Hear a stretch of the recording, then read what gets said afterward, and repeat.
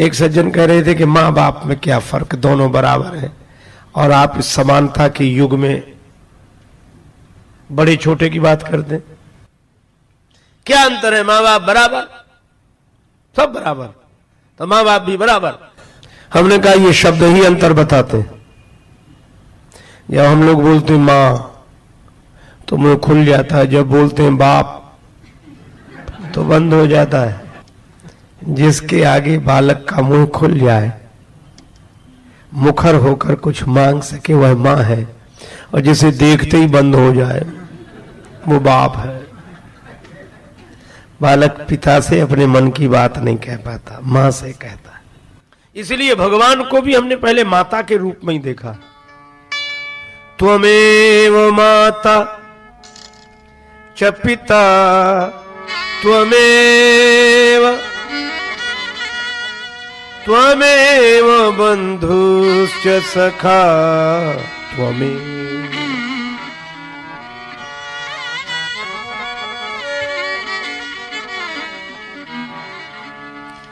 अब भगवान से पूछा गया कि हमने आपको माता कहा, पिता कहा, बंधु कहा, सखा कहा, आपको इन सब संबोधनों में कौन सा अच्छा लगा? भगवान बोले हमें तो एक ही संबोधन तुम्हारे द्वारा दिया गया अच्छा लगा, महतारी। तो भगवान को भी मां के रूप में देखा है, और भगवान ने ये संबंध स्वीकार किया। हमारे यहां मां की बड़ी महिमा है, और खासकर इस देश में भारतवर्ष की यही विशेषता है, मातृत्व प्रधान है। परमात्मा को भी माता के रूप में देखा, और हमने राष्ट्र को भी माता के रूप में देखा। यही देश है जहां गंगा माता, गौ माता, गायत्री माता, पृथ्वी माता के साथ साथ भारत माता की जय बोली जाती है। भारत को भी माता के रूप में देखा। दुनिया में और भी देश हैं, आपने कभी चीन माता की जय सुनी? जापान माता, पाकिस्तान माता, भारत माता। क्योंकि हमारी अपनी सोच है, माता की महिमा है।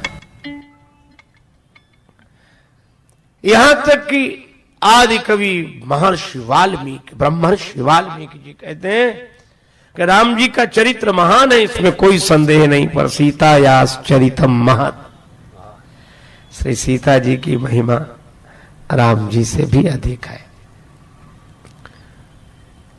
इस युग के अनोखे और अपने आप में अद्भुत संत स्वामी श्री विवेकानंद जी ने कहा था कि श्री राम जैसा आदर्श उपस्थित करने वाला कोई सदाचारी संस्कारवान व्यक्ति भले ही एक बार फिर जन्म ले भी ले, पर सीता ऐसी देवी का जन्म बार बार नहीं होता, बार बार इस तरह। राम जी की क्या महिमा, अच्छा बताओ। एक कवि ने बड़ी अच्छी बात कही, लंका में सताते रहे क्रूर आतताई वृंद, श्री जानकी जी को लंका में सताते रहे क्रूर आतताई वृंद, बाल किंतु चिंता की कृपा की ना कृपान की। और राम जी गए थे वन एक बार जीवन में, किंतु वनवास गई दो दो बार जाने के। राम जी एक बार वन गए, इसीलिए तो महिमा है। श्रीमद् भागवत में कहा, त्यक्त्वा सुदुस्तेज सुरेप्सित राज्य लक्ष्मीम धर्मिष्ठ आर्य वचसा यदगादरण्यम माया मृगम दयितयेप्सित मनवधावद वंदे महापुरुष ते चरणारविंद। एक बार ही तो गए, पर जानकी जी दो दो बार, और दूसरी बार वाल्मीकि जी के आश्रम में।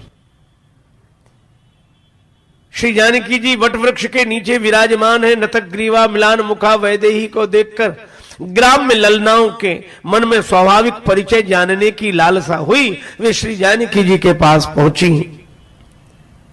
अरे इन्हें तो पहले भी देखा है, ये वही तो नहीं जो पति देवर के साथ इसी मार्ग से वन गई थे? क्या इस विचारी का वनवास अभी तक पूरा नहीं हुआ?